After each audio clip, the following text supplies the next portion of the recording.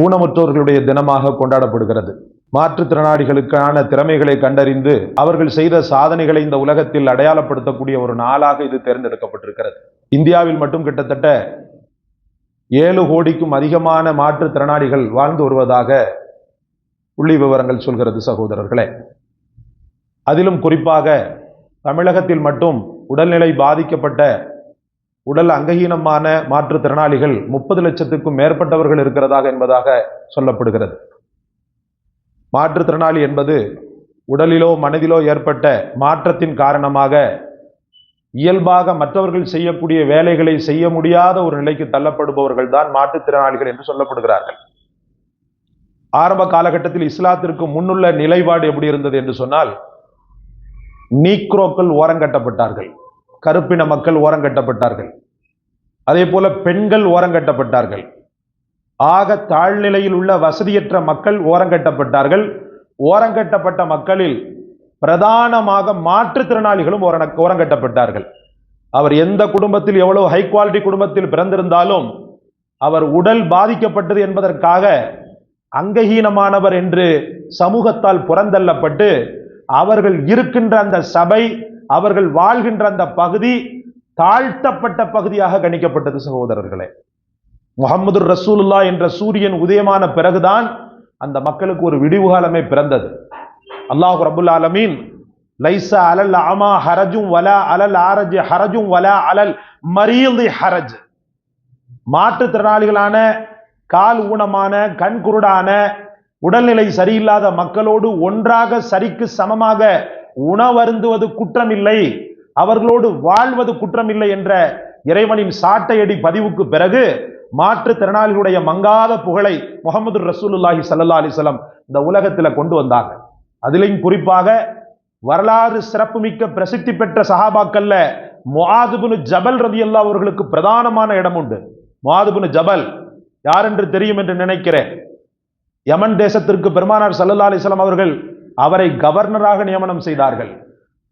ஓ முஆதே, நீ செல்கிறாய், சென்று நல்லபடியாக மக்களுக்கு ஆட்சி செய்து அந்த மக்களுடைய எல்லா அங்கீகாரத்தையும் பெற்று நீ தாயகம் திரும்பும் போது என்னை நீ பார்க்க முடியாது என்று சொன்னார்கள். மதீனாவுக்கு நீ திரும்பி வரும்போது நீ என்னை பார்ப்பதற்கு பதில் என் கபரை பார்ப்பா என்று சொன்ன உடனே குலுங்கி குலுங்கி அழுதார். அந்த அழுகையின் அர்த்தம் எப்படிப்பட்டதாக இருந்தது தெரியுமா? தன்னுடைய ரசூல் தன்னை விட்டு பிரிவது என்ற வேதனை ஒரு பக்கம், உலகத்துல தனக்கு ஒரு பெரிய அங்கீகாரத்தை ரசூலுல்லாஹி ஸல்லல்லாஹு அலைஹி வஸல்லம் அவர்கள் கொடுத்தார்கள் என்பதுதான் அவர் காட்டிய பெரிய அளவுக்குள்ள அந்த அழுகையினுடைய வெளிப்பாடு. சகோதரர்களே, அவர் தாய் தகப்பன் கூட அப்படிப்பட்ட ஒரு அங்கீகாரத்தை தந்திருப்பார்களா என்று தெரியவில்லை. முஆத் இப்னு ஜபல் ஒரு மாற்றுத்திறனாளி, சரியாக நடக்க முடியாதவர். அந்த முஆத் இப்னு ஜபலுக்கு எவ்வளவு பெரிய அங்கீகாரத்தை முஹம்மது ரசூலுல்லாஹ் கொடுத்தார்கள் தெரியுமா? சொன்னார்கள் பெருமானார் ஸல்லல்லாஹு அலைஹி வஸல்லம், முஆத் இப்னு ஜபல் இமாமுன் மினல் உலமா, உலமாக்கல்லேயே தலைவராக அவர் இருப்பார். மறுமை நாளிலே மார்க்க அறிஞர்கள் எல்லாம் ஒன்று திரட்டப்பட்டிருக்கக்கூடிய அந்த நாளையில் இமாமாக, அவர்களுக்கு தலைவராக இதோ இந்த மாற்றுத்திறனாளியான முஆத் இப்னு ஜபல் இருப்பார் என்று பெருமானார் ஸல்லல்லாஹு அலைஹி வஸல்லம் அவர்களால் பெரிய அளவுக்கு புகழாரம் சூட்டப்பட்டவர்.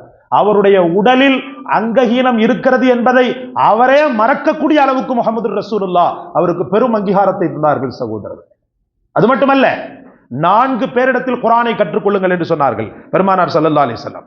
பெனிஃபிட்ட கொடுக்கும் அப்படின்னு சொல்லிட்டு 4 பேர்ல பிரதானமா யாரை சொன்னாங்கன்னு சொன்னா முஆத் இப்னு ஜபலை ஸல்லல்லாஹு அலைஹி வஸல்லம் அவர்கள் சொன்னார்கள். முஆத் இப்னு ஜபலிடத்திலே குர்ஆனை கற்றுக்கொள்ளுங்கள்.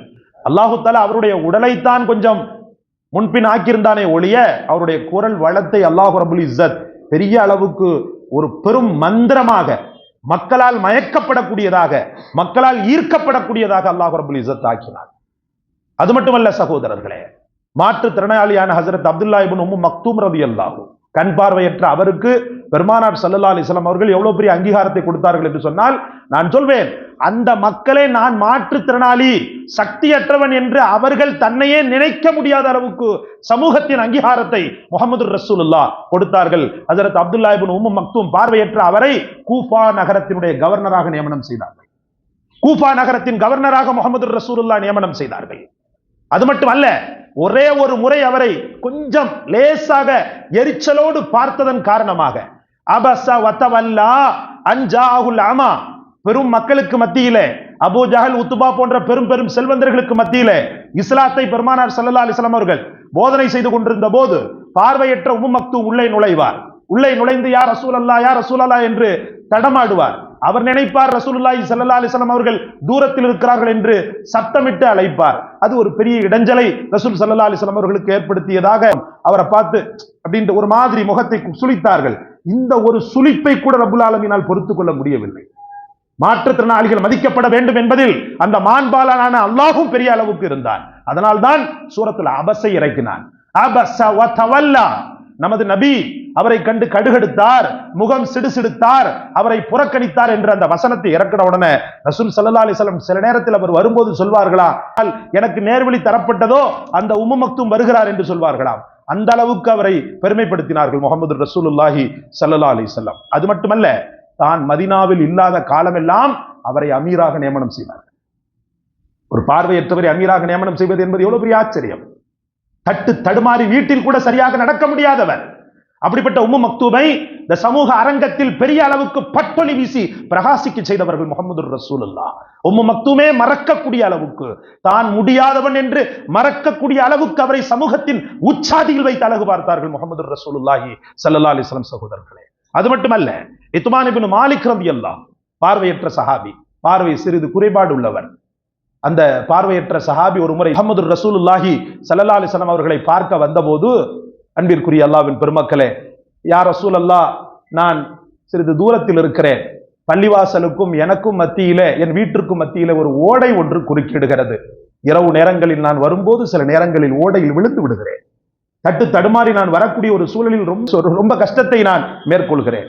யா ரசூலல்லாஹ், எனக்கு நீங்கள் ஒரு அழகான ஒரு வழியை ஏற்படுத்தி தர வேண்டும்.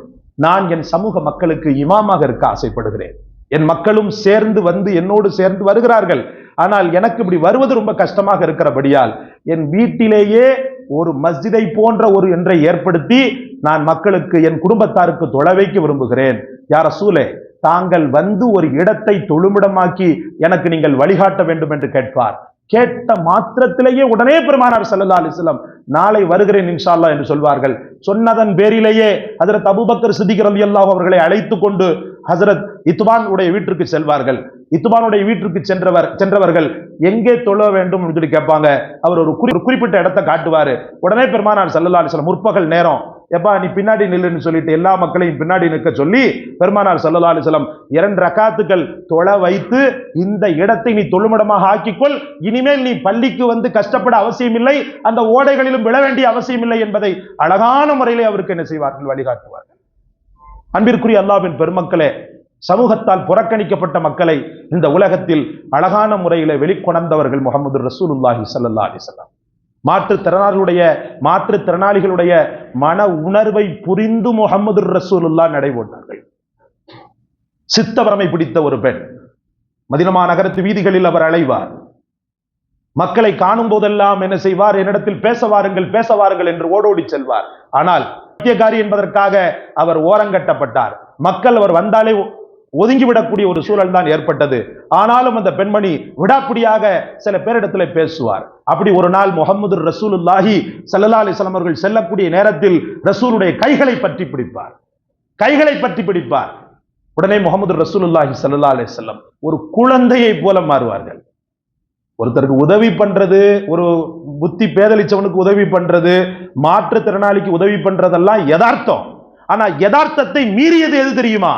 அவனாகவே தன்னை மாற்றிக்கொண்டு அவன் பேச்சை கேட்பது என்பது மனிதத்தின் உச்சத்தில் இருப்பவனால் மட்டுமே சாத்தியம். முஹம்மது ரசூலுல்லாஹி ஸல்லல்லாஹு அலைஹி வஸல்லம் உங்களுக்கு என்ன வேண்டும் அப்படின்னு சொல்லி கேட்பாங்க. அந்த அம்மா சொல்லுவா, நீ கொஞ்ச நேரம் எங்கள்கிட்ட வந்து பேசணும்னு சொல்லிட்டு சொல்லுவா. நீ கூப்பிடுற இடத்துக்கு நான் வருகிறேன் என்று பெருமானார் ஸல்லல்லாஹு அலைஹி வஸல்லம் பின்னாடியே போவாங்க. சகோதரர்களே, பின்னாடியே போவாங்க. அகமதுல இந்த ஹதீஸ் பதிவு செய்யப்பட்டிருக்கிறது. பின்னாடியே போவாங்க. அவள் போகும் திசையெல்லாம் போவார்கள் முஹம்மது ரசூலுல்லாஹ். அவள் இருக்கக்கூடிய பகுதி வந்த உடனே ஒரு கல் மேல் அமர்ந்து கொண்டு ரசூலுல்லாஹ்விடத்துல சம்பந்தமில்லாத கதைகளை சொல்வாள். என்னமோ பெரிய ஏதோ ஒரு கருத்துக்களை கேட்பதை போல அந்த மாற்றுத்திறனாளி பெண்ணின் கருத்துக்களை முஹம்மது ரசூலுல்லாஹ் உள்வாங்கி கேட்டு அவளுடைய உணர்வுக்கும் மதிப்பு கொடுத்தார்கள். சகோதரர்களே, அதனால்தான் அவர்களால் மனிதமும் விஷயத்தில் பெரிய அளவுக்கு சாதனை படைக்க முடிந்தது. நம்முடைய நிலை எப்படி இருக்கிறது சகோதரர்களே? மாற்றுத்திறனாளிக்கு உதவுகிறோம் சரி, ஆனால் அதே சமயத்தில் அல்லாஹ் பாதுகாக்க வேண்டும். ஒரு மாற்றுத்திறனாளியான சிறிது அல்லாஹ் பாதுகாக்க வேண்டும். உடல் சம்பந்தப்பட்ட குறையுள்ள குழந்தை பிறந்து விட்டால் நம்முடைய நிலை அதோ கதிதான். அப்படியே என்னமோ சபிக்கப்பட்டவர்களைப் போல நாமும் மாறி அந்த குழந்தையையும் மாற்றி விடுகிறோம். அது மட்டும் இல்லாம இன்னும் சில பேர் வெளியில கமெண்ட் வேற, என்ன பாவம் பண்ணி தொலைச்சானோ மூதாதையர்லாம் இப்படி வந்து பிறந்து தொலைச்சிருக்குதுன்னு. அல்லாஹ் பாதுகாக்கணும். உம்மு மக்தூமுடைய தந்தை பெரிய பாவியா? முஆது இப்னு ஜபலுடைய தந்தை பெரிய பாவியா? அப்படி ஏதாவது ஹதீஸ் இருக்கிறதா? ஒரு மனிதனுடைய செயலின் காரணமாக அவனுக்கு பிறக்கின்ற சந்ததியை அல்லாஹ் இப்படி ஆக்குகிறான் என்று எங்கேயாவது ஹதீஸோ அல்லது ஆயத்தோ இருக்கிறதா? சகோதரர்களே, முட்டாள்தனமான கருத்துக்களையும் வேதனையை குத்தி கிழிக்கக்கூடிய வேதனையை தருகின்ற கருத்துக்களையும் சில மனித மிருகங்கள் பேசிக் கொண்டு தருவதை நாம் பார்க்கிறோம். அன்பிற்குரிய அல்லாஹ்வின் பெருமக்களே, இப்படிப்பட்ட ஒரு சூழலில் சேலஞ்ச் சைல்டுன்னு தான் சொல்லுவாங்க, அவங்கள ஸ்பெஷல் சைல்டுன்னு சொல்லுவாங்க. சவாலான பிள்ளை என்று சொல்வார்கள். ரொம்ப ஸ்பெஷலா அல்லாஹ் கொடுத்திருக்கிறான். நாம வளர்க்கணும், வளர்க்க முடியும்ன்றதுனாலதான் அந்த பிள்ளையை நமக்கு பிறக்க வச்சிருப்பான். உடனே அல்லாஹ்வை நிந்தனை செய்யறதும், இப்படி ஒரு பலா எனக்கு தந்துட்டியன்னு சொல்லிட்டு கேட்பதும் பாதுகாக்க வேண்டும். நமது பள்ளியினுடைய முன்னாள் முஅத்தின் அக்பர் பாய் இருக்கிறார் இல்லையா, அவருடைய பேத்தி ஒரு தடவை காமிச்சார். வெறும் 2 அடியோ 3 அடி தான் இருக்குது அந்த பிள்ளை, மாற்றுத்திறனாளியான குழந்தை. ஆனா பெரிய ஆச்சரியம், அவர் நல்லவரா கெட்டவரான்னு நம்ம பேச வரல. ஒரு வார்த்தை கூட ஹஜ்ரத் இப்படி பிறந்திருக்குது புள்ளன்னு சொல்லி என்கிட்ட என்ன செய்யல, அவர் வேதனைப்படல. ரொம்ப பெருமைப்பட்டேன் அவரை நினைச்சு. அவர் பெரிய ஆலிமும் மகான் அப்படிலாம் ஒண்ணும் கிடையாது. இந்த பள்ளியில மோதினாரா இருந்தார். ஒரு நேரம் கூட அல்லாஹ் எனக்கு இப்படி கொடுத்திருக்கிறானேன்னு சொல்லி எனக்கு கூட அவ்வளவு நேரம் பேசினாரு. பேசிட்டு இந்த பிள்ளை இப்படி இருக்குது ஹஜ்ரத்னு சொல்லிட்டு ஒரு வார்த்தை கூட, ஒரு இறைவனுக்கு மறுப்பான ஒரு வார்த்தையை அந்த குடும்பமும் அவரை சொல்லவே கிடையாது. சகோதரர்களே, இப்படித்தான் வாழ வேண்டும். ஆகிரத்திலே இப்படிப்பட்ட குழந்தைகளை பெற்ற மக்களை அல்லாஹ் ரப்புல் ஆலமீன் உச்சாதியில் வைக்கிறான் சொர்க்கத்திலே.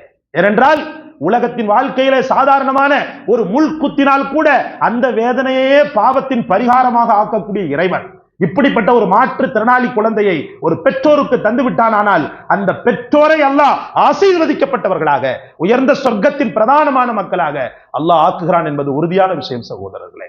அதனால் உலகத்தில் இருக்கக்கூடிய மாற்றுத்திறனாளிகளை தேடுங்கள், அவர்களுடைய உணர்வுகளுக்கு உதவி செய்யுங்கள். அல்லாஹ் ரப்புல் ஆலமீனும் அவன் ரசூலும் திரும்ப திரும்ப சொல்லக்கூடிய ஒன்று, யாரையுமே மட்டமாக பார்க்காதீர்கள், அது போன்ற மக்களை உலகத்தின் பிரஜைகளாக பாருங்கள். அல்லாஹ் சொல்வார், யா அய்யுஹல்லதீன ஆமனூ லா யஸ்கர் கௌமும் மின் கௌமின் அஸா அன் யகூனு கைர் மின்ஹு வலா நிசாஉன். ஈமான் கொண்டவர்களே, எந்த ஒரு மனிதனையுமே நீங்கள் கேவலமாக நினைக்க வேண்டாம். நீங்கள் கேவலமாக நினைக்கக்கூடியவன் அல்லாஹ்விடத்திலே உயர்ந்தவனாக இருக்கிறார். அவனை உயர்த்தி உங்களை தாழ்த்துவதற்கும் அல்லாஹ் போதுமானவன் என்று அல்லாஹ் சொல்வார். அதனால் இப்படிப்பட்ட பர்சனை நம்ம பார்க்கும்போது அந்த மக்களுக்கு வேண்டிய உதவிகளை தாராளமாக செய்ய வேண்டும். அந்த மக்களை நம் கூட பிறந்தவனாக, நம் பிள்ளையாக, நம்முடைய அக்கம் பக்கத்தவனாக, நம் இரத்தமாக பார்த்து அந்த மக்களுக்கு தேவையான எஜுகேஷன், கல்வி, அந்த மக்களுக்கு தேவையான பார்வை இல்லாதவனாக இருந்தால் பார்வை இல்லாதவனுக்கு என்னென்ன உபகாரங்கள் இருக்கிறதோ உபகரணங்கள் இருக்கிறதோ அதை வாங்கி கொடுப்பது, அவனுக்கு ஸ்டிக் வாங்கி கொடுப்பது, அவனுக்கு வண்டி வாங்கி கொடுப்பது, இது போன்ற செயல்கள் அல்லாஹ்வுடைய மனதை சந்தோஷப்படுத்தக்கூடியதாக இருக்கிறது. அல்லாஹ் ரப்புல் ஆலமீன் இந்த உலகத்தில் எத்தனை மாற்றுத்திறனாளிகள் இருக்கிறார்களோ அத்தனை மக்களின் மீது மகத்தான் நல்லவர்களை பொழிவானாக. அவர்களுடைய முன்பின் தவறுகளை மன்னித்து அவர்கள் இந்த உலகத்தில் படுகின்ற வேதனைகள் அனைத்திற்கும் தீர்வாக உயர்ந்த சொர்க்கத்தில் ரசூலோடு இருக்கக்கூடிய பாக்கியத்தை தந்தருள்வானாக. வாஹிர் தாவானா அனில் ஹம்துலில்லாஹி ரப்பில் ஆலமீன். அஸ்ஸலாமு அலைக்கும் வரஹ்மத்துல்லாஹி வபரகாத்துஹு.